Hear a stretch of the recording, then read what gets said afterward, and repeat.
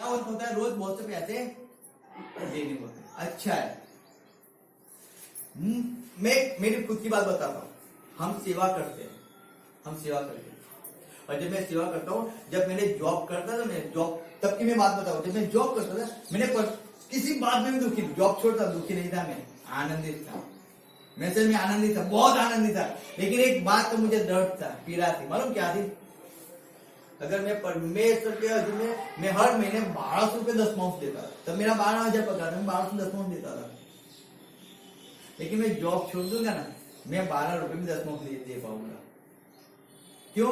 लोगों के घर पे जाना मुझे अच्छा नहीं लगता है। लोगों के घर पे जाऊंगा, लोग बोलेंगे एक दान लेने आ गए, अब नौकरी छोड़ दी है, अब इसी में जिया करेंगे।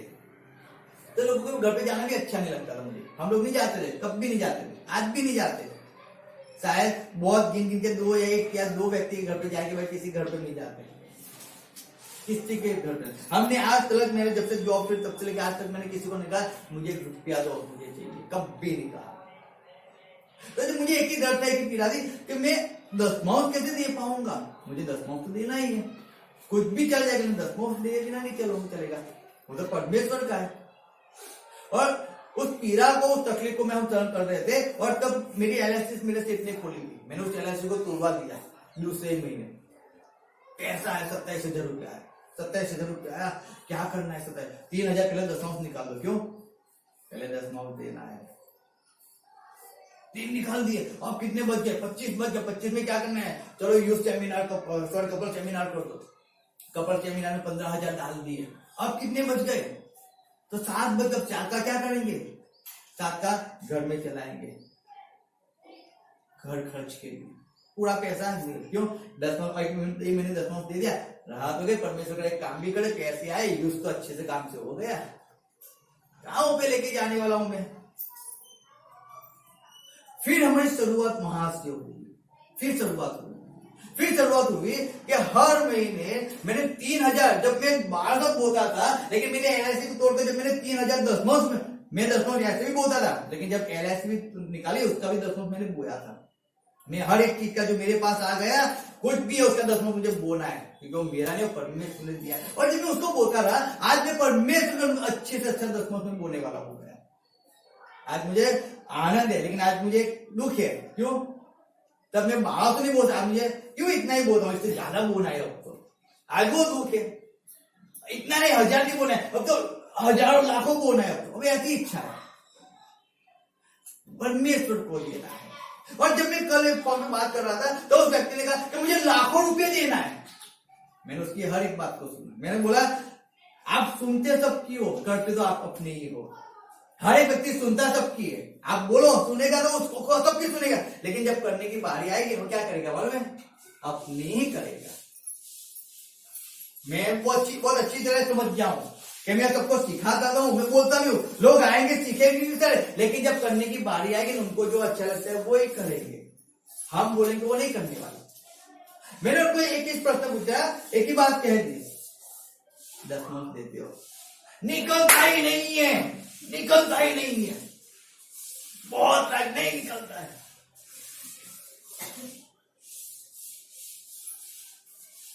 कई बार समझाया है, एक बार नहीं कई बार समझाया लोगों को। दशमांश तुम्हारा नहीं है, तुम्हारे बाप का है। जो लाखों के रुपये तुमको देने हैं ना, अगर वो वहां से बटन बंद कर देगा ना, तो वो भी नहीं दे पाओगे। क्योंकि आप परमेश्वर को नहीं देते हो, तो लोगों को भी देने के लायक परमेश्वर नहीं रखेगा। पीड़ा होती है, तकलीफ होती है, क्या होती है? पीड़ा तकलीफ होती है। यदि नाना प्रकार के पाव, क्या बोलते हैं यहाँ पे लिखा है कि हे मेरे भाई, जब तुम नाना प्रकार की परीक्षाओं में पढ़ो तो इसे अपने आनंद की बात समझो, यह जानकर कि तुम्हारे विश्वास के परखे जाने से धीरज उत्पन्न होता है। तो जब विश्वास कब परखा जाएगा? कि जब तुम्हारे लाखों रुपए दे दिए, लेकिन उसमें से पहले परमेश्वर के राज्य के लिए जब जाता है ना, तब तुम्हारा विश्वास परखा जाता है।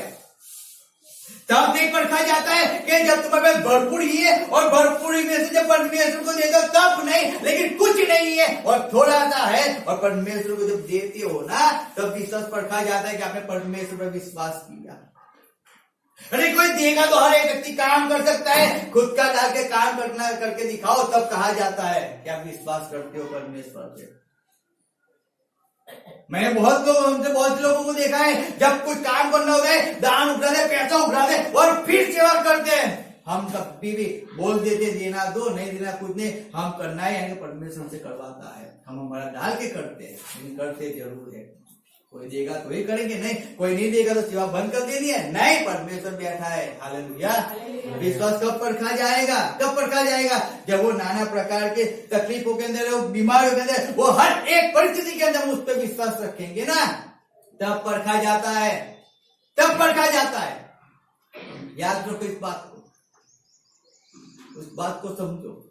फिर लिखा है पर धीरज से अपना पूरा काम करने दो कि तुम पूरे और सिद्ध हो जाओ और तुम में किसी बात की घटी न रहे। धीरज को अपना काम पूरी धीरज से करने दो, उतावल मत करो, वो जो उसका काम करेगा शांति से। लेकिन हम क्या करते हैं मालूम? उतावल हो जाते हैं। Hallelujah, hallelujah. कितने लोग सो रहे हैं? सब जाग रहे हो कि सो रहे हो? जागे थे। Okay, hallelujah. तो क्या धीरज को अपना काम करने दो। मैं सही में कहता हूँ, आज तक जो भी गया, मैं एक बात समझ लो, एक बात समझ, जो भी गया, जो आनंद गया, जो शांति गई, जो भी गया, आप उसको पा सकते हो, आप उसको पा सकते हो, और भी व्यास शुद्धा पा सकते हो। मैं सही में कहता हूँ, कुछ भी आपका नहीं गया है, सब कुछ आपके हाथ में। फर्क क्या है मालूम है? जो आपके हाथ में है उस पर बहुत सी धूल लगी हुई है, आप उस धूल को साफ नहीं कर रहे हो। इसलिए आप जब भी अपने हाथ को देखते हो ना, जब भी आप अपनी आंखों से देखते हो ना, एक ही चीज दिखाई देता है कि दूर दूर तक आपको कोई सहारा नहीं मिलता है। आपको लगता है बस फिनिश हो गया, अब यही मेरी जिंदगी है और इसी जीवन के अंदर मुझे जीना है। अब उसी के अंदर जी रहे हो। नहीं, मुझे तो परमेश्वर ने वो जीवन जीने के लिए नहीं बुलाया और ना आपको बुलाया है। शायद आपको जीना है, आप जी सकते हो, बाकी मेरे परमेश्वर की तो वो इच्छा नहीं है कि आप वही जीवन में पड़े रहो। मेरे परमेश्वर की इच्छा नहीं है कि आप 2023 में पड़े रहो। मेरे परमेश्वर की इच्छा नहीं है कि आप 2015 में पड़े रहो। जो 2015 में आपको बोला गया था वो आप पकड़ के आज चलो, नहीं, मेरे परमेश्वर की इच्छा नहीं, उसकी तो इच्छा है नए बन जाओ। हालेलुया, नए बन जाओ। दुख उठाओ, पीड़ा को सहन करो, मुझ पे विश्वास करो। यूसुफ को देखो, उसने दुख उठाया, पीड़ा को उठाया और वो अधिपति बना दिया, उसको आशीष दे दिया, तो तुमको भी दे सकता हूँ। हालेलुया। याद रखो, वो परमेश्वर ने यूसुफ को दे सकता है तो परमेश्वर आपको भी आशीष कर सकता है। वो परमेश्वर 13 साल उसने दुख को सहन किया, फिर 13 साल के बाद उसके जब एक बड़ी सी महिमा आई, परमेश्वर कहता है आप उसमें बने रहोगे, बड़ी सी महिमा आप भी देखोगे। हालेलुया। याद रखो, लेकिन उसमें बने रहना उतना ही जरूरी है, उसमें बने रहना उतना ही जरूरी है। जब मैंने उस व्यक्ति को बोला, वो बोलता नहीं निकला, बहुत ट्राई कर, मुझे वो बोले ऐसे कर, मैं नहीं, जो परमेश्वर आपका न उसमें से निकाल, चाहे चेक बाउंस जाए, पैसा लेने वाला दुख गाली बोले, मत चिंता करो, 10 मास पहले परमेश्वर के राज्य में पहुंचा दो। पहले कितने साल नहीं भेंट दे दो। अरे भेंट क्या देते हो, क्या देते हो? 10 रुपए लाके डालते हो, 10 रुपए डालते हो। कभी कभार कोई त्योहार फंक्शन आ गया ना तो 100 रुपए डाल देंगे, बाकी 100 रुपए पे ज्यादा डालने की ताकत कभी नहीं रखी है। मैंने बोला कितना देते हो? 2010 निकल दोगा, 20,000, उससे ज्यादा तो नहीं है ना। लाख रुपए किसी को देते हो तो 20,000 10 के 2,000 क्यों नहीं दे सकते हो? दो पहले परमेश्वर को, 2 साल 5 साल 2 महीने 5 महीने राह देख कर देखो, परमेश्वर 1 रुपया आपको किसी से मांगने नहीं देगा और ना फिर पैसों की कमी पड़ेगी। बोलता है नहीं, मैं इस महीने से जरूर दूंगा, जरूर निकालूंगा। उस पीड़ा के अंदर विश्वास बने रहो, धीरज रखो परमेश्वर पे। हम धीरज धर धर के यहां तक पहुंचे हैं, धीरज धर धर के। मैं हर बार कहता हूं इतना जब डालता हूं इतना अच्छा है। चलो क्या खाएंगे क्या पिएंगे हमने कभी चिंता नहीं की, कभी। अच्छा ही खाते और अच्छा ही पीते हैं। हालेलुया। और केवल खाते पीते नहीं है, खिलाते भी रहते हैं, पिलाते भी रहते हैं और घुमाते भी रहते हैं। क्यों बता रहा हूं? क्योंकि हम जानते तकलीफ हम सहन करेंगे, लोग आनंद करते नहीं, करने दो, हम कर लेंगे सहन, ये परमेश्वर जानता है हम सहन करेंगे तभी तो हम आगे बढ़ेंगे ना।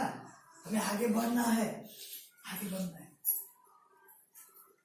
लेकिन बड़े से महिमा को देखने के लिए उस पीड़ा को सहन करना जरूरी है, हारना जरूरी नहीं है। लोग हार जाते, मत हारो उसके अंदर, मत झुक जाओ। लेकिन जब भी तकलीफ आती है ना, मैं कहता हूं और बल पकड़ो, और ताकत पकड़ो, और परमेश्वर के अंदर भगना शुरू करो, और आज्ञा पालन करना शुरू करो, और बाइबल वाचन का चालू करो, और प्रार्थना करना और ज्यादा शुरू करो परमेश्वर के अंदर।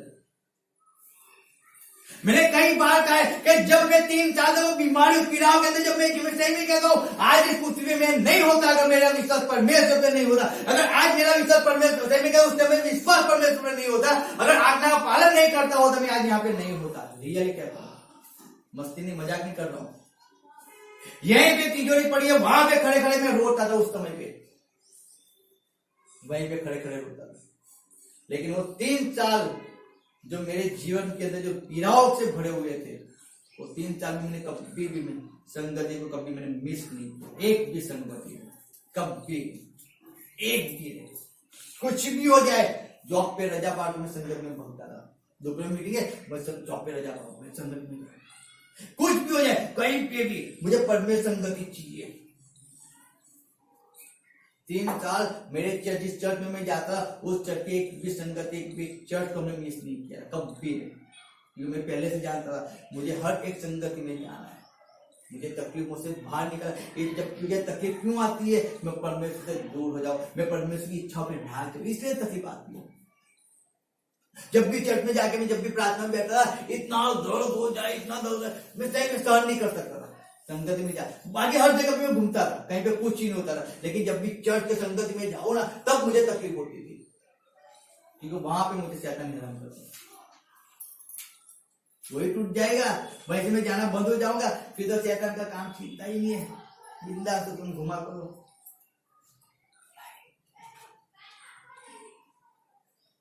मैंने उस दर्द, उस पीड़ा को सहन किया 3 साल, लेकिन 3 साल के बाद जब 29 मार्च 2019 आई ना, मैं सही में कहता हूँ वो पूरी तकलीफ मेरी जेल से परमेश्वर ने निकाल दी। उस दिन से आज तक ना कोई तकलीफ है, ना कोई बीमारी, आज भी मेरा शरीर निरोगी है। हालेलुया, हालेलुया, आज भी फ्री हूं मैं। लेकिन उस धीरज को, उस विश्वास को काम करने दिया धीरज से। पूरा होते होते 3 साल लगे। अगर यीशु को 13 साल लग सकते तो मुझे 3 साल कहां बढ़े हैं। अगर यीशु विश्वास रह सकता है तो मैं क्यों नहीं रह सकता हूँ। यीशु सहन कर, मैं क्यों नहीं कर सकता हूँ। मैं भी सहन करूंगा, चाहे कुछ भी हो जाए, चाहे कैसी भी, मैं सहन करूंगा, लेकिन परमेश्वर में टिका रहूंगा।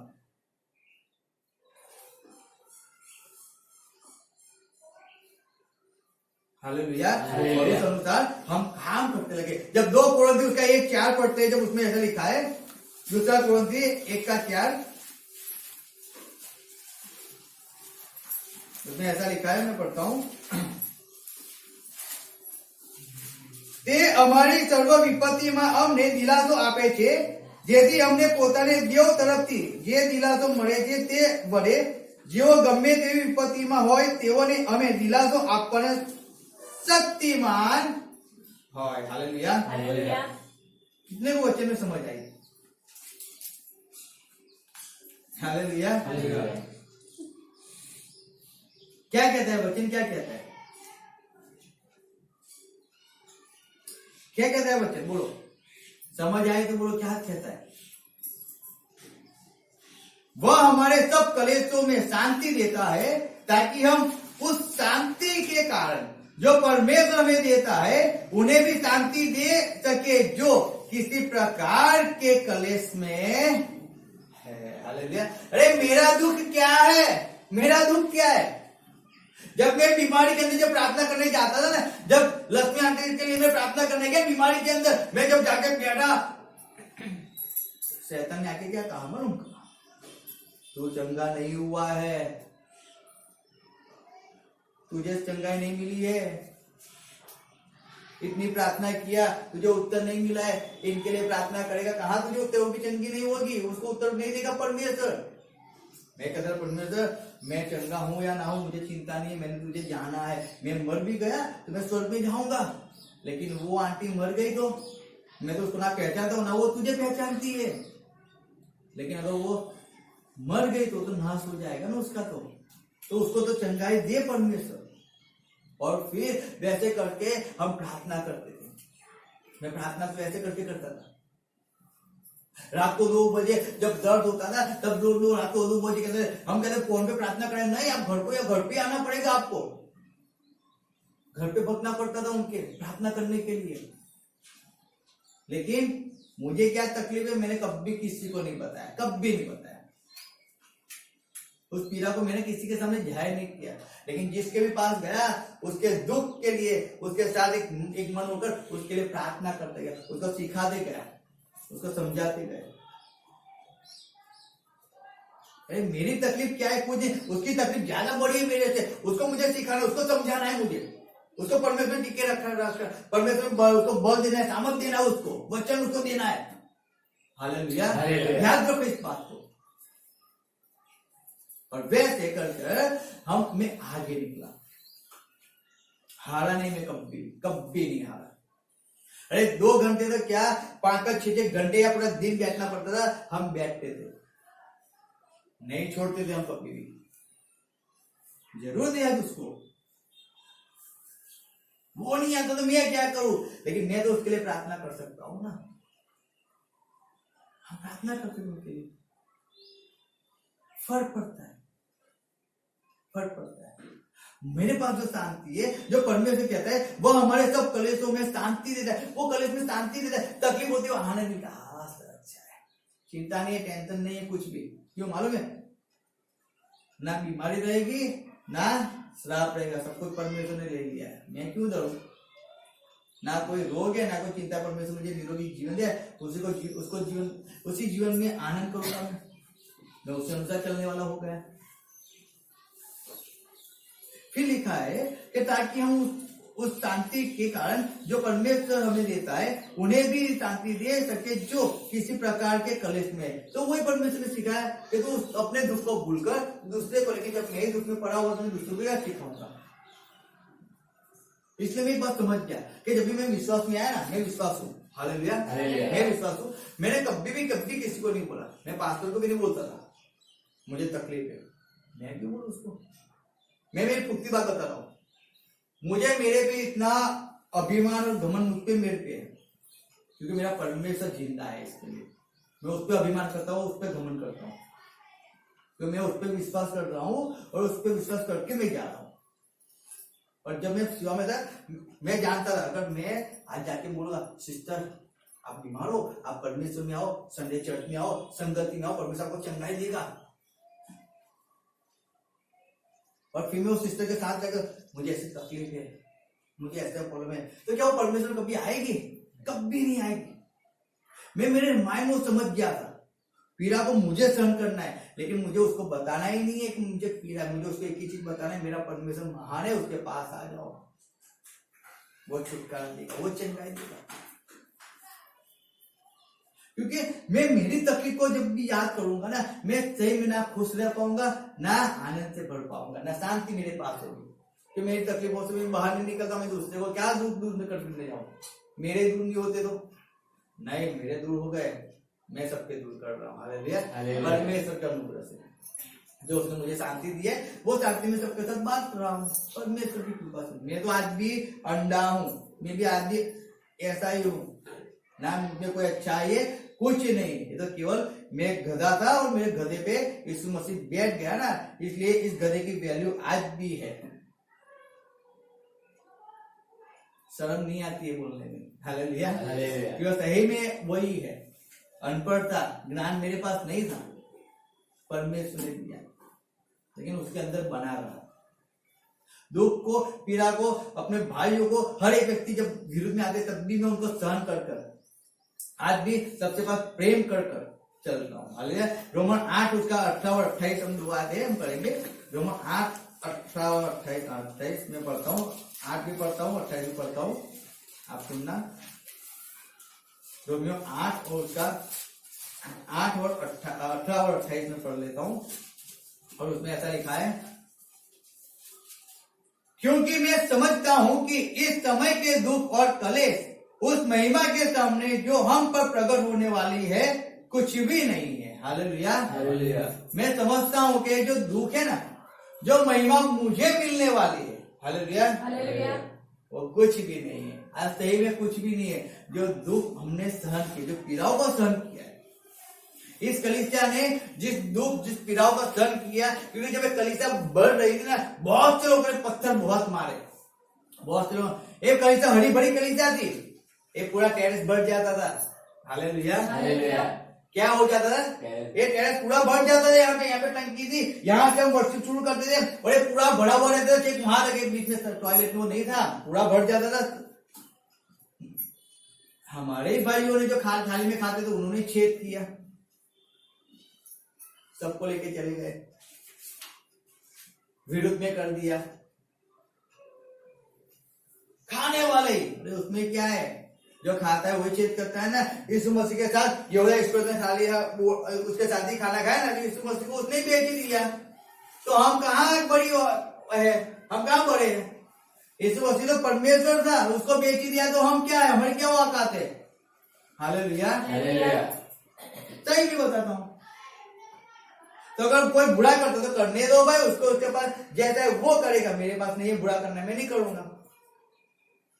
मैं क्यों समझाता हूं कि आप, पौलुस क्या कहते हैं मालूम है? आप उनसे चौकन्ने रहो। उन्होंने मेरे पास गलत किया है, अगर आप उसके पास जाओगे तो वो भी आपका गलत ही करेंगे। वो अगर वो मेरे कहे उन्हें नहीं चले और मेरे व्यूज में गए, तो आप अगर उसकी बात सुनोगे तो आपको परमेश्वर से दूर ले जाएगा। सही बात है।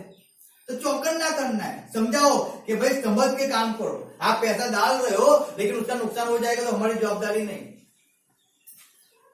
हमने आपको बता दिया एक बार, आप परमेश्वर से दूर गए, तकलीफ हुई तो हमारी जवाबदारी नहीं, परमेश्वर की कोई जवाबदारी नहीं होती है। दुख है, परमेश्वर के पास रहो। पीड़ा है, परमेश्वर के पास आ जाओ। वाड़े के अंदर आ जाओ, वाड़े के बाहर जाओगे, तकलीफ परमेश्वर कोई वो नहीं है। हालेलुया। हालेलुया। सीधी बात है। इसलिए 8 लिखा है, मैं वापिस पढ़ता हूँ, रोमियो 8 का 18 में वापिस पढ़ता हूँ। कहता है, क्योंकि मैं समझता हूँ कि इस समय के दुख और कलेश उस महिमा के सामने जो हम पर प्रकट होने वाली है कुछ भी नहीं है। कुछ भी नहीं है जो महिमा आपको मिलने वाला है, लेकिन उसके लिए उस पीड़ाओं को सहन करना जरूरी है। केवल ऐसा नहीं है जब सर के सामने चले गए, हाँ मैं करूंगा, हाँ मैं करूंगा, हाँ मैं करूंगा, और फिर सर चले गए, कुछ नहीं। ऐसा थोड़ी होता है, ऐसा थोड़ी करना होता है। हालेलुया। हालेलुया। मैं ऐसा नहीं करता था कभी, कभी नहीं किया मैंने ऐसा। पास्टर ने बोला वो करना ही है, फिर मैं कहा परमेश्वर को मैंने कभी देखा है। मेरा सेठ था, मेरे सेठ को मैं बोलता, छाती ठोक के बोलता था, सब झूठे, लेकिन जो बाइक वाला जा रहा है मेरा पास्टर, वो सच्चा है।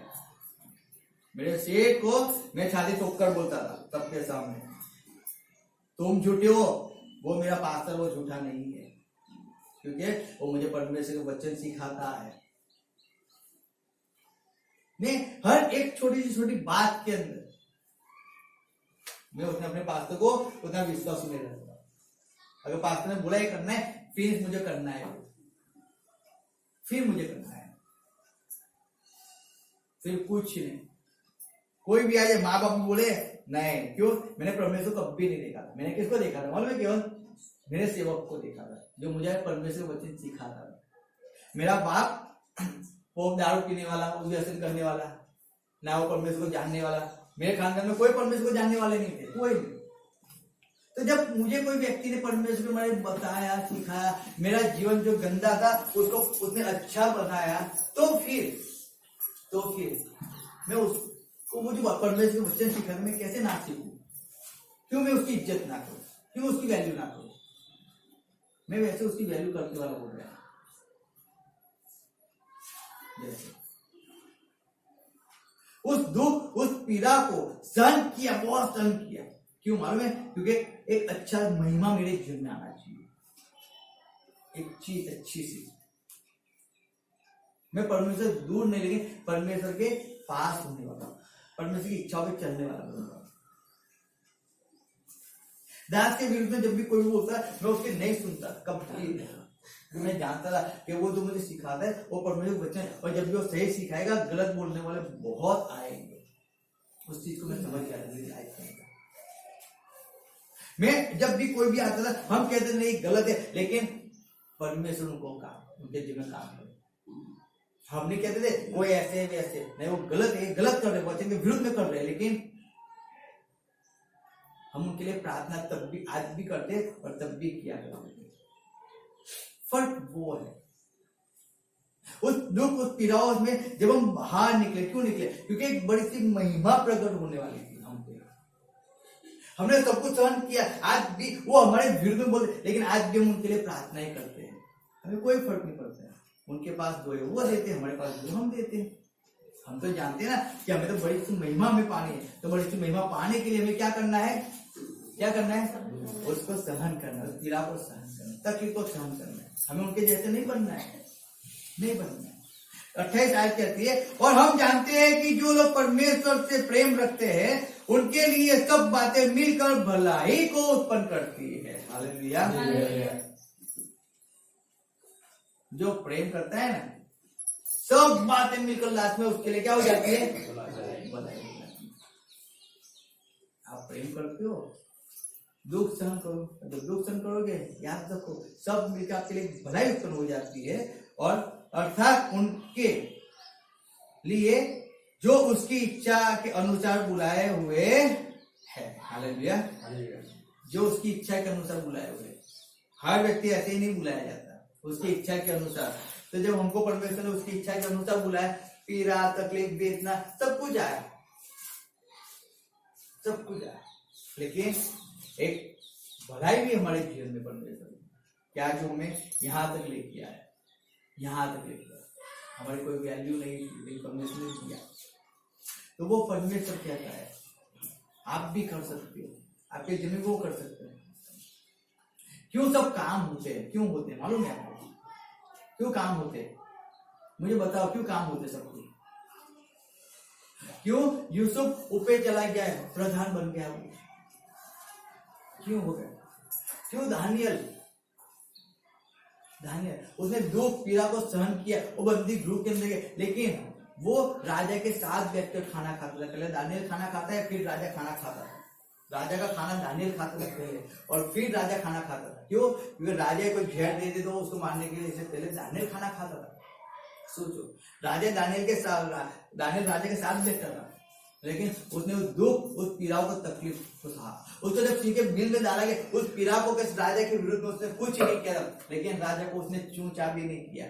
परमेश्वर की हर एक रजामंदी को उसने एक्सेप्ट कर लिया और चला गया बिल के अंदर, वापिस जिंदा निकला। हालेलुया। आज परमेश्वर मुझे और आपसे एक ही चीज कह रहा है, मत हारो, मत झुको, लेकिन उसके अंदर भग रहो, उसके अंदर बने रहो, उस भाड़े के अंदर बने रहो। जो जैसे नया साल आ रहा है, पुराना जा रहा है, वैसे सब कुछ पुराना चला जाएगा। वो आपके पास चिपक के नहीं रहेगा। लेकिन अगर आप परमेश्वर के अंदर चिपके हुए होंगे तो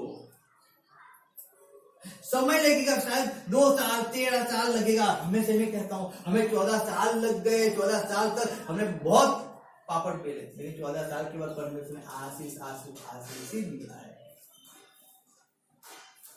मैं सही नहीं कहता। बहकाव में मत रहो, क्योंकि शैतान की इच्छा नहीं है कि आप परमेश्वर से पास आओ। उसकी इच्छा नहीं है कि आप आगे बढ़ो। उसकी इच्छा नहीं है कि जैसे 2023 में जियो ना, वैसा ही जीवन, उससे आनंदित जीवन आप 14-24 में नहीं। उसकी इच्छा है कि जैसे आप मर के जियो ना, वैसे मर के और एक नया साल भी जियो। सबके लिए तो नया साल होगा, लेकिन जो पीड़ा के अंदर, जो वेदना के अंदर, तकलीफों के अंदर है, उनके लिए तो वही पुराना साल, वही अंधकार है। परमेश्वर कहता है बाहर निकलो, तुम कर सकते हो। यूहन्ना 14:31 कहता है, लास्ट आयत हम पढ़ेंगे, फिर हम प्रार्थना करेंगे।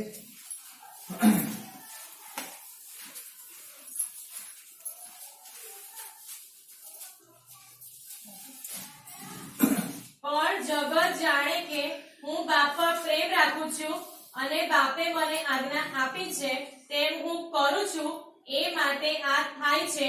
ઉઠો, અહીંથી આપણે જઈએ.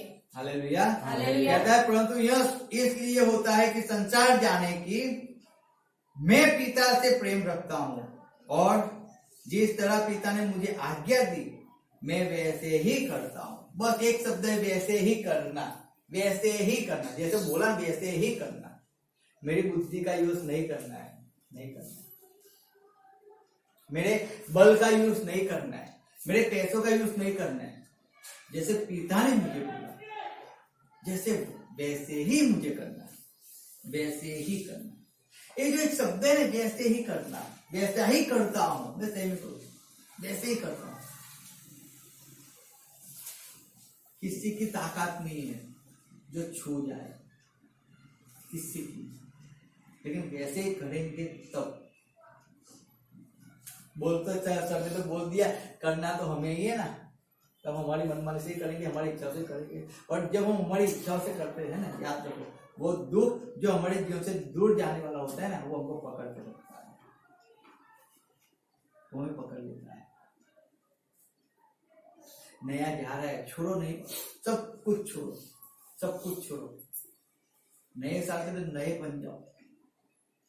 पुराना सब कुछ गया, नया सब कुछ, उसको सब कुछ नया करो। आज्ञा पालन के अंदर, विश्वास के अंदर, आधीनता के अंदर नए हो जाओ।